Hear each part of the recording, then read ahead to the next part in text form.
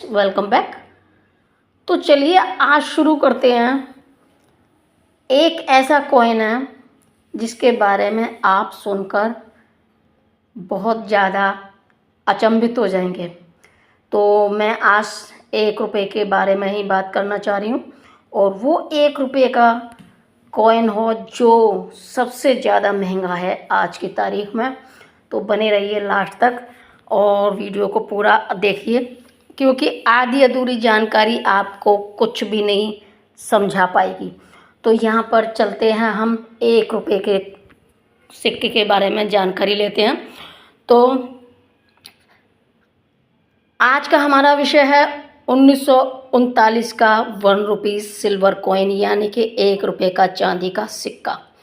अगर आपके पास भी है 1939 का 1 रुपये कॉइन, तो वीडियो को अंत तक जरूर देखिए, क्योंकि आज हम जानेंगे इस सिक्के का इतिहास क्या है, इस पर किस राजा की तस्वीर है, यह सिक्का किस धातु का बना था और इसका वजन कितना होना चाहिए, इसके कितने प्रकार मिलते हैं और मिंट मार्क कहाँ होता है।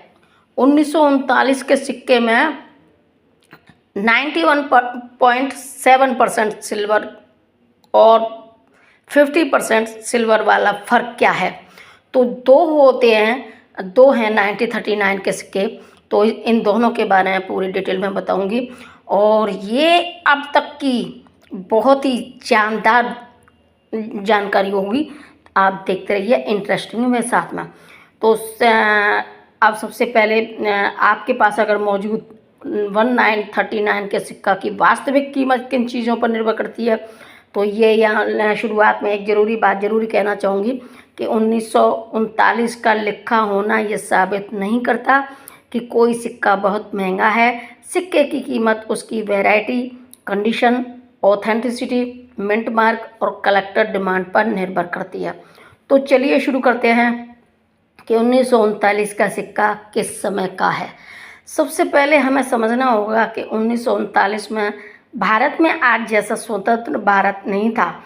जैसे आज है भारत स्वतंत्र, वैसा तो नहीं था, लेकिन उस समय भारत ब्रिटिश शासन के अधीन था। यह सिक्का ब्रिटिश इंडिया के समय जारी हुआ था और इसके ऊपर किंग जॉर्ज फिफ्थ का पोर्ट्रेट दिखाई देता है। तो जॉर्ज फिफ्थ वर्ष 1936 से 1947 तक ब्रिटिश सम्राट रहे थे, और इसीलिए 1939 का यह सिक्का उस दौर के इतिहास की एक महत्वपूर्ण निशानी है। यह केवल 1 रुपये का पुराना सिक्का नहीं है, ये उस समय की मॉनेटरी सिस्टम और ब्रिटिश इंडिया के कॉइनेज हिस्ट्री का हिस्सा है। और अब जानते हैं कि सिक्के पर क्या क्या दिखाई देता है। सिक्के को ध्यान से देखेंगे तो एक तरफ आपको किंग जॉर्ज फिफ्थ का क्राउन पोर्ट्रेट दिखाई देगा, और इसके चारों ओर अंग्रेजी में लिखा होता है जॉर्ज फिफ्थ किंग एम्परर। इस डिज़ाइन को पर्सी मैटकाफ से जोड़ा जाता है, और दूसरी तरफ आपको दिखाई देता है 1 रुपये इंडिया 1939, और इसके साथ में उर्दू में भी डिनोमिनेशन दिया गया है। तो इसके चारों ओर फ्लोरल डिज़ाइन दिखाई देती है। इस डिज़ाइन में रोजेस, थिस्टल, शेमरॉक और लोटस जैसे डेकोरेटिव एलिमेंट्स दिखाई देते हैं। यही डिज़ाइन इस सिक्के को देखने में काफ़ी आकर्षक बनाता है। सबसे ज़रूरी बात है कि 1939 के 1 रुपये के 2 प्रकार के सिक्के होते हैं। तो यहाँ बहुत से लोग सोचते हैं कि 1939 का 1 रुपये केवल एक ही प्रकार का है, लेकिन ऐसा नहीं है। कैटलॉग में 1939 के लिए 2 अलग 1 टाइप्स मिलते हैं। पहला KM-555 और दूसरा KM-556। इन दोनों को पहचानना बहुत ज़रूरी है। तो अब हम सबसे पहले बात करते हैं 1939 KM-555 यानी कि सिल्वर रुपीज़। पहले बात करते हैं KM-555 की। तो यह वह टाइप है जो 1938 और 1939 में जारी हुआ था। इसकी सबसे महत्वपूर्ण विशेषता है कि इसकी सिल्वर कंपोजिशन। इस कॉइन में लगभग 91.7% सिल्वर यानी कि स्टर्लिंग ग्रेड सिल्वर कंपोजिशन दर्ज होती है। इसका स्टैंडर्ड वेट लगभग 11.66 ग्राम है और डायामीटर लगभग 30.5 mm है। तो यानी कि इसका स्टैंडर्ड वेट लगभग 11.66 ग्राम और डायामीटर लगभग 30.5 mm है। 1939 में इस पुराने 91.7% के सिल्वर यानी कि 1 टाइप का अंतिम वर्ष था। यही कारण है कि 1939 का KM-555 वैरायटी को पहचानना कलेक्टर के लिए एक खास महत्व रखता है। इस टाइप में बॉम्बे मिंट का 1939 एग्जाम्पल लगभग 2.45 मिलियन पीसेस के मिंटेज के साथ कैटलॉग थे और यहीं 1939 का KM-555 में मिंट मार्क आता है। तो मिंट मार्क क्या होता है? मिंट मार्क वह छोटा सा निशान होता है जिससे ये पता लगाने में मदद मिलती है कि सिक्का किस मिंट में बना था। 1939 के KM-555 टाइप में बॉम्बे मिंट का डॉट वैरायटी मिलता है। इसलिए अगर आपके पास 1939 का ऐसा 1 रुपीज़ कॉइन है जिसमें नीचे मिंट मार्क एरिया में डॉट दिखाई देता है तो उसे बहुत ध्यान से एग्जामिन करना चाहिए, लेकिन सिर्फ एक डॉट देखकर कॉइन को ऑटोमेटिकली रेयर या बहुत महंगा नहीं मानना चाहिए, क्योंकि ऑथेंटिकेशन और पूरी वैरायटी की पहचान बहुत ज़रूरी है। अब यहाँ पर 1939 के KM-556 क्या है? ये आता है दूसरा सिक्का जो उसी 1 रुपये का दूसरी वैरायटी का जो सिक्का है वो है KM-556। यह टाइप 1939 से 1943 तक मिलता है। इसमें भी स्टैंडर्ड वेट लगभग 11 यानी कि 11.66 ग्राम और डायामीटर लगभग 30.5 mm। लेकिन यहाँ सबसे बड़ा अंतर सिल्वर कंपोजिशन का है। KM-556 को 0.500 सिल्वर यानी कि लगभग 50% सिल्वर कंपोजिशन के रूप में कैटलॉग किया जाता है। इसका डिज़ाइन भी जॉर्ज फिफ्थ और वही 1 रुपये इंडिया स्टाइल वाला है, लेकिन जॉर्ज भी साइड पर छोटे रिम डेकोरेशन वाला टाइप दिखाई देता है और इसीलिए अगर आपके पास 1939 का 1 रुपये का है कॉइन तो सबसे पहले ये देखना जरूरी है कि वह KM-555 टाइप का है या KM-556 टाइप का है। तो दोनों में फ़र्क कैसे समझें? अब एक आसान कंपैरिजन समझिए कि KM-555 1938 से 1939 के टाइप में था, लगभग 91.7% सिल्वर थी और वेट लगभग 11.66 ग्राम था और डायमीटर लगभग 30.5 mm। 1939 में बॉम्बे डॉट वैरायटी महत्वपूर्ण है और KM-556 जो कि 1939 से 1943 के टाइप में लगभग 50% सिल्वर थी और वेट लगभग 11.66 ग्राम, डायामीटर लगभग 30.5 mm। इसीलिए केवल वज़न देखकर दोनों को अलग अलग हमेशा संभव नहीं होगा। आपको डिज़ाइन, एज, मिंट मार्क और दूसरी डिटेल भी देखनी होगी। क्या 1939 का हर 1 रुपया कॉइन बहुत रेयर है? अब इस बात को अगर मानते हैं कि हर 1939 का 1 रुपये का कॉइन को एक जैसा रेयर कहना सही नहीं है, तो 1939 में अलग वैरायटीज़ थी और उनकी स्केर्सिटी भी अलग हो सकती है। उदाहरण के लिए KM-555 के बॉम्बे डॉट टाइप का कैटलॉग मिंटेज लगभग 2.45 मिलियन दिया गया है। दूसरी तरफ KM-556 में भी 1939 यानी कि बॉम्बे इशूज़ बहुत कम फ्रीक्वेंसी के साथ कैटलॉग थे, लेकिन रेयरिटी के मतलब केवल मिंटेज नहीं होता, किसी कॉइन की आज की मार्केट वैल्यू पर उसकी कंडीशन, ऑथेंटिसिटी, डिमांड और वैरायटी पर बहुत बड़ा प्रभाव डालते हैं। तो कॉइन की कंडीशन क्यों महत्वपूर्ण होती है कि जैसे मान लीजिए आपके पास 1939 का बिल्कुल जेन्युइन कॉइन है और उसके 2 एग्जाम्पल हैं। पहला कॉइन बहुत ज़्यादा घिसा हुआ है, जॉर्ज भी जॉर्ज मतलब फिफ्थ का पोर्ट्रेट काफ़ी कमज़ोर हो चुका है, लेटर भी घिसे पिटे हुए हैं, और दूसरे कॉइन कंपैरेटिवली शार्प है, डिटेल साफ दिखाई देती है। तो दोनों की कलेक्टर वैल्यू एक जैसी होनी ज़रूरी नहीं है। कॉइन कलेक्टर में कंडीशन को बहुत महत्व दिया जाता है, इसीलिए कॉइन को साफ करने के लिए केमिकल पॉलिश या रबिंग का इस्तेमाल नहीं करना चाहिए।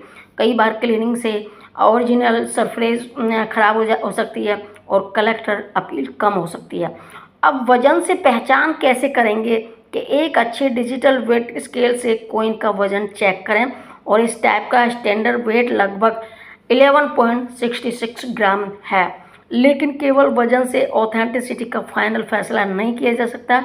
पुराने कॉइन में वियर, डर्ट और मेजरमेंट वेरिएशन हो सकते हैं, इसीलिए वेट को सिर्फ एक चेकिंग पॉइंट मानें। साथ में डायामीटर भी चेक करें। स्टैंडर्ड डायामीटर लगभग 30.5 mm है। तो इसकी एज भी एज को भी ध्यान से देखनी चाहिए। बहुत से लोग कॉइन्स की सिर्फ फ्रंट और बैक साइड देखते हैं, लेकिन एक्सपीरियंस्ड कलेक्टर एज को भी देखता है। 1939 के पुराने KM-55 टाइप में रीडेड एज मिलता है, इसलिए सिक्के के किनारे की बनावट भी एग्जामिनेशन का हिस्सा है। अगर कोई कॉइन बहुत सस्पिशियस लगे तो उसका एज, वेट, डायमीटर और डिज़ाइन सभी कंपेयर करें। अब फेक कॉइन से कैसे रहें सावधान, क्योंकि इस 39 के कॉइन बहुत महंगे होते हैं, कीमती होते हैं और रेयर होते हैं, इसीलिए इसकी जगह पर फेक कॉइन मार्केट में बहुत सारे चलाए गए थे और उनसे सावधान रहना बहुत ज़रूरी है। तो आजकल पुराने और रेयर कॉइन्स के नाम पर इंटरनेट पर बहुत से क्लेम दिखाई देते हैं। कई जगह लिखा होता है यह कॉइन लाखों का है, यह कॉइन करोड़ों में बिकता है, लेकिन ऐसे क्लेम को बिना वेरिफिकेशन के भरोसा नहीं करना चाहिए। अगर कोई व्यक्ति आपके कॉइन के लिए बहुत बड़ी कीमत बताता है तो उससे पूछिए किस ऑक्शन में, किस तारीख को, किस ग्रेड में, किस वैरायटी का कॉइन था और क्या वह वही एग्जैक्ट वैरायटी थी, क्योंकि एक ही ईयर के दो कॉइन की वैल्यू में बहुत बड़ा अंतर हो सकता है। तो क्या 1939 का कॉइन सिल्वर है? अगर आपके पास KM-555 टाइप का है तो यह महत्वपूर्ण है कि यह 91.7% का सिल्वर कंपोजिशन वाला टाइप है, और अगर 1939 का इस टाइप के लिए अंतिम ईयर है, वही KM-556 50% सिल्वर कंपोजिशन वाला अलग टाइप है। इसीलिए जब कोई कहे कि 1939 का 1 रुपये का कॉइन पूरा चांदी का है तो तुरंत यह मान लेना सही नहीं है। पहले वैरायटी आइडेंटिटी करें। यह एक जानकारी आपके कॉइन की वैल्यूएशन के समझने में बहुत महत्वपूर्ण हो सकती है। तो कॉइन की कीमत कितनी हो सकती है? तो 1939 के 1 रुपये कॉइन की कीमत कितनी है, चलिए जानते हैं। यहाँ मैं आपको एक फिक्स्ड प्राइस तो नहीं बताऊंगी, क्योंकि कॉइन मार्केट में फिक्स प्राइस बताना मिसलीडिंग हो सकता है। कैटलॉग और ऑनलाइन सेल्स डाटा में अलग अलग ग्रेडेड के लिए अलग वैल्यूएशन दिखाई देती है। उदाहरण के लिए न्यूमिस्टा खुद अपने वैल्यू को इंडिकेटिव बताता है और कहता है कि ये बाइंग, सेलिंग या एक्सचेंज के लिए गारंटीड प्राइस नहीं है। इसीलिए अगर कोई कहे कि 1939 का कॉइन हर हालत में 5 लाख का है या हर 1939 का कॉइन करोड़ों का है, तो ऐसे दावे से सावधान रहिए। आपने कॉइन की वास्तविक कीमत उसके एग्जैक्ट वैरायटी और कंडीशन पर निर्भर करती है। अगर आपके पास यह कॉइन है तो क्या करें? तो अगर आपके पास 1939 का 1 रुपये कॉइन है तो उसे तुरंत बेचने की जल्दी मत कीजिए। सबसे पहले उसके कॉइन का साफ फ्रंट फ़ोटो लें, बैक साइड का साफ फ़ोटो लें, एजेस का फ़ोटो लें और वेट चेक करें, डायामीटर चेक करें, मिंट मार्क की क्लोजअप फ़ोटो लें। कॉइन को क्लीन या पॉलिश ना करें, उसकी वैरायटी आइडेंटिटी करें, फिर किसी ट्रस्टेड नुमिस्मेटिक एक्सपर्ट या इस्टेब्लिश्ड ऑक्शनरियर से सेकंड ऑप्शन लें। और सबसे ज़रूरी बात, किसी अनजान व्यक्ति को एडवांस पेमेंट या रजिस्ट्रेशन फीस बिल्कुल इस आधार पर न दें कि वह आपका कॉइन लाखों में खरीदेगा। तो आपके पास 1939 का सिक्का कौन सा है? अगर आपके पास ध्यान से देखें तो उसमें जॉर्ज फिफ्थ का पोर्ट्रेट है। क्या उस पर जॉर्ज फिफ्थ किंग एम्परर लिखा है? क्या दूसरी तरफ 1 रुपये इंडिया 1939 लिखा है? तो और क्या नीचे मिंट मार्क का डॉट दिखाई देता है? तो कॉइन का वजन लगभग 11.66 ग्राम है। अगर हाँ तो आपके पास ब्रिटिश इंडिया के जॉर्ज फिफ्थ पीरियड का एक महत्वपूर्ण ओल्ड रुपी कॉइन हो सकता है। लेकिन एग्जैक्ट वैरायटी की कंफर्मेशन के लिए दोनों साइड और एजेस को ध्यान से देखना जरूरी है। एक ज़रूरी ऐतिहासिक बात है जो कि 1939 के कॉइन में हमें केवल पुराने पैसे की कहानी नहीं बताता। इन कॉइन के माध्यम से हम उस समय की इकोनॉमी, ब्रिटिश एडमिनिस्ट्रेशन और कॉइन मैन्युफैक्चरिंग और इंडिया मॉनेटरी हिस्ट्री को समझ सकते हैं। इसलिए ओल्ड कॉइन कलेक्शन को केवल कितने रुपए का है के सवाल से नहीं देखना चाहिए। एक कलेक्टर के लिए इतिहास भी वैल्यू है। अब जानते हैं, देखते हैं कि ओल्ड कॉइन एक्सपर्ट की सलाह क्या कहती है। अगर आप पुराने कॉइन कलेक्ट करते हैं तो एक नोटबुक या डिजिटल रिकॉर्ड जरूर बनाइए। हर कॉइन के सामने लिखिए year, denomination, king emperor, mint mark, metal, weight, diameter, condition और परचेज सोर्स। इससे कुछ साल बाद आपका कलेक्शन व्यवस्थित और वैल्यूएबल रिसर्च मटेरियल बन सकता है। तो इसमें 1939 का 1 रुपये का कॉइन ब्रिटिश इंडिया के जॉर्ज फिफ्थ पीरियड का कॉइन है। इसमें जॉर्ज फिफ्थ का क्राउन पोर्ट्रेट मिलता है। 1939 में 1 रुपये के अलग टाइप मिलते हैं और ये 2 टाइप होते हैं जो कि KM-555 1938 से 1939 का, और अगर 91.7% सिल्वर कंपोजिशन के रूप में कैटलॉग्ड है। और वहीं दूसरी चीज़ है, जो दूसरी वैरायटी है वो KM-556 जो कि 1939 से 1943 के टाइप में है और 50% सिल्वर कंपोजिशन के रूप में कैटलॉग है। तो दोनों का स्टैंडर्ड वेट लगभग 11.66 ग्राम है और डायामीटर लगभग 30.5 mm है। तो इसलिए केवल ईयर देखकर कॉइन की कीमत तय की जा सकती। वैरायटी, मिंट मार्क, कंडीशन और ऑथेंटिसिटी सबसे महत्वपूर्ण है। अगर आपके पास भी 1939 का 1 रुपये कॉइन है और आप चाहते हैं कि हम उसकी पहचान समझने में आपकी मदद करें तो उसकी दोनों साइड की साफ तस्वीर और अगर संभव हो तो एजेस की तस्वीर जरूर रखें। लेकिन याद रखिए, सिर्फ फ़ोटो देखकर किसी कॉइन को 100% ओरिजिनल या फेक घोषित करना हमेशा संभव नहीं होता। तो प्रोफेशनल ऑथेंटिकेशन के लिए फिजिकल एग्जामिनेशन और ज़रूर पढ़ने पर टेस्टिंग जरूरी हो सकती है। अगर आपको पुराने सिक्कों, रेयर कॉइन के बारे में ऐसी ही रिसर्च बेस्ड जानकारी पसंद आती है तो ओल्ड कॉइन एक्सपर्ट को सब्सक्राइब जरूर करें, वीडियो को लाइक करें और अपने उन दोस्तों के साथ शेयर करें जो पुराने सिक्कों का कलेक्शन करते हैं। तो मैं मिलूँगी आपसे अगली वीडियो में, लेकिन उससे पहले कहना चाहूँगी, अगर आप लोगों के पास किसी के भी पास 1939 का कॉइन है तो वो उसकी फ़ोटो आप मुझे भेज सकते हैं और मैं उसको ख़रीदने के लिए तैयार हूँ। तो आप अगर इसमें इंटरेस्ट है तो आप फ़ोटो मुझे भेजिए, मैं आपसे बात कर लूँगी। लेकिन आपको ये फ़ोटो की कॉइन की फ़ोटो और अपना मोबाइल नंबर साथ में ज़रूर भेजें तो जिससे मैं आप लोगों से बात कर सकूं। तो मेरा जो भी होगी मैं फ़ोटो देखकर बताऊंगी और लेना चाहूँगी उसको कि कितनी कीमत का है और कैसा है। लेकिन बात वही है कि मैं आपको कीमत इसकी क्या हो सकती है वो मैं आपको कांटेक्ट करने पर ही बताऊंगी, क्योंकि ये एक ऐसा कॉइन होता है जिसके बारे में कोई भी कंफर्मेशन नहीं होता, लेकिन सिर्फ अफवाहें ज़रूर होती हैं। तो इसके लिए अफवाहें होती हैं तो इसके लिए बहुत सारे नकली कॉइन बने थे। तो नकली कॉइन है या असली कॉइन है इसकी गारंटी जब देख लिया जाएगा फ़ोटो और उसके बाद ही दी जाएगी। तो बने रहिए मेरे साथ और अगर चैनल को सब्सक्राइब नहीं किया तो चैनल को सब्सक्राइब जरूर कर लेना, साथ में पास वाली बेल आइकन को भी प्रेस कर लेना ताकि मेरी जो भी नई वीडियो आए उसकी सूचना सबसे पहले आपको मिले और आप उसका एंजॉय कर सकें।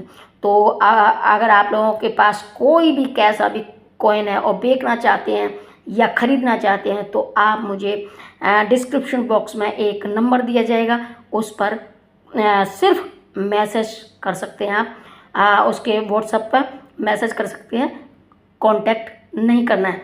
अगर आप जो भी मैसेज होगा उसके हिसाब से मुझे लगेगा कि हाँ मुझे ये चाहिए और ये लेना है मुझे, तो मैं पर्सनली खुद उससे कांटेक्ट कर लूँगी। अपना कांटेक्ट नंबर ज़रूर फ़ोटो के साथ भेजें। तो आज के लिए बस इतना ही, फिर मिलती हूँ अगली वीडियो में, तब तक के लिए टेक केयर, बाय बाय।